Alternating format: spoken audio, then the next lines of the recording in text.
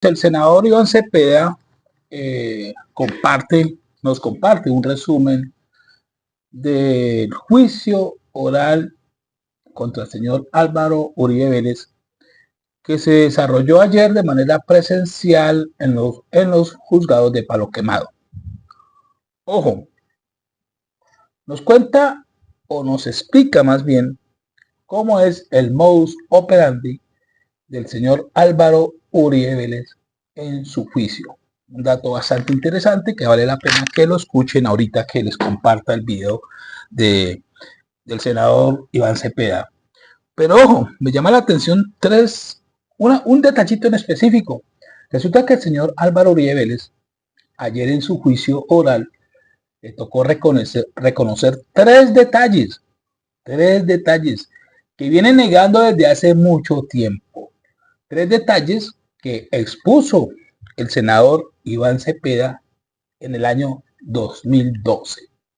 Hechos que tienen que ver con la finca Guacharacas. Repito, el señor Álvaro Uribe Vélez le tocó reconocer tres detallitos que él venía negando desde hace muchísimo tiempo. A ver, el primero, el señor Álvaro Uribe Vélez, según nos cuenta aquí el senador Iván Cepeda, reconoció que sí tuvo negocios con el señor Luis Alberto Villegas, con el paraco Luis Alberto Villegas, alias Tubo. Sí le vendió una parte de la finca Guacharacas a este personaje. Ojo, esto está documentado desde hace muchísimo tiempo y hasta ahora este señor Álvaro Uribe Vélez reconoce estos nexos comerciales. El otro dato que reconoce el señor Álvaro Uribe Vélez y que también venía negando es que le entregó dineros de agroingreso seguro a nada más y nada menos que a los hermanos narcos Gallón Henao. Otro dato que reconoció el señor Álvaro Uribe Vélez en medio de la audiencia del juicio oral de ayer en los juzgados de Palo Quemado fue que el señor Uribe reconoce que sí existieron grupos paracos en la zona donde precisamente estaba ubicada la finca Guacharacas.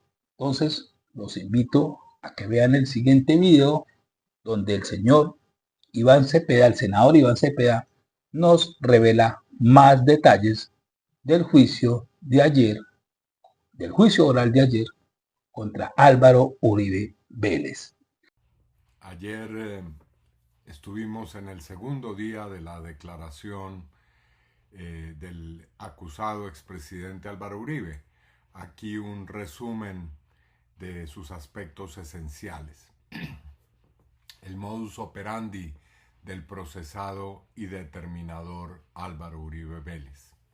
Ayer en el juicio oral, el acusado expresidente Álvaro Uribe Vélez tuvo que reconocer hechos que había negado al comenzar su declaración e ilustró el modus operandi que ha empleado durante todos estos años en la búsqueda y presentación de falsos testigos ante la justicia. Primero, el acusado Uribe debió reconocer tres hechos.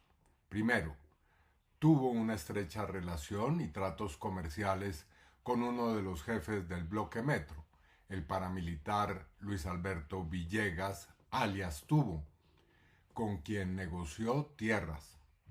Segundo, bajo su gobierno entregó dineros oficiales a Santiago Gallón Henao a través del programa Agro Ingreso Seguro.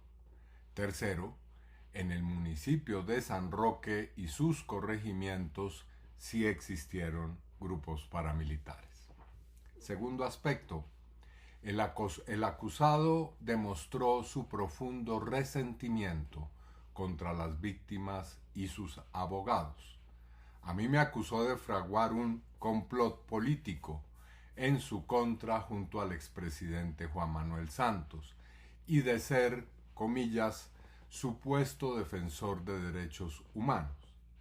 Quiso calumniar nuevamente a la médica Deyanira Gómez, repitiendo las falsas acusaciones que la han llevado al exilio, pero tuvo que contenerse pues fue objetado.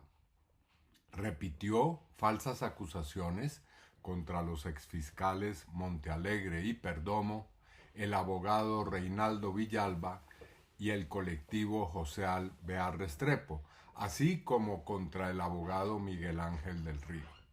También repitió sus habituales calumnias contra los magistrados Barceló y Reyes. Tercero, tales acusaciones ilustran bien el modus operandi que el acusado Uribe Vélez viene desplegando desde hace años. Su modus operandi en este masivo fraude procesal y búsqueda de potenciales testigos. Ya lo señaló la Corte Suprema de Justicia en 2018. En el auto que definió su situación jurídica precisó este patrón de comportamiento.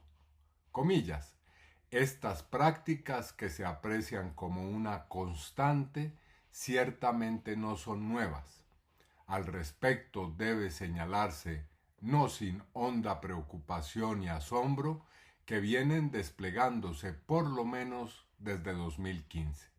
Y agregó la Corte, en este modus operandi, si bien es cierto, variaban las personas como instrumentos respecto de las causas, se sucedían los abordajes desde una óptica finalística, invariablemente todos eran guiados por quien quedó evidenciado y demostrado era el senador Uribe Vélez a través de, en este caso, Diego Cadena. La Corte definió estos patrones que volvieron a quedar en evidencia ayer en la declaración del acusado Uribe. Menciono tan solo algunos de ellos. Práctica de calumniar y difamar de manera sistemática a sus víctimas y a los abogados de las víctimas, a quienes lo denuncian, a quienes lo investigan o a los testigos de cargo. Práctica defensiva de autocalificarse como perseguido político, víctima de una trampa, acusando a los magistrados y jueces, a los fiscales también que lo investigan, de tener sesgo político, de ser mafiosos y a las víctimas de urdir un complot en su contra. Práctica de hacer llamados públicos para reclamar la aparición de testigos contra las personas que lo están denunciando. Sin embargo, después negar que los buscó, que solo verificó información y que solo exigía que dijeran la verdad. Práctica de instrumentalizar abogados diferentes a los reconocidos públicamente para ser los operadores de falsos testigos y de utilizar a terceros como intermediarios con ellos o con los falsos testigos. Es el caso de Diego Cadena, Juan José Salazar, Wilser Morina, Samuel Sánchez Cañón, integrantes de su UTL como Fabio Rojas y María Claudia Daza, Álvaro Hernán Prada, Mario Uribe, Juan Guillermo Villegas, Carlos Eduardo López alias Caliche, Victoria Jaramillo, Enrique Pardo Hash, Eurídice Cortés alias Diana y un largo etcétera.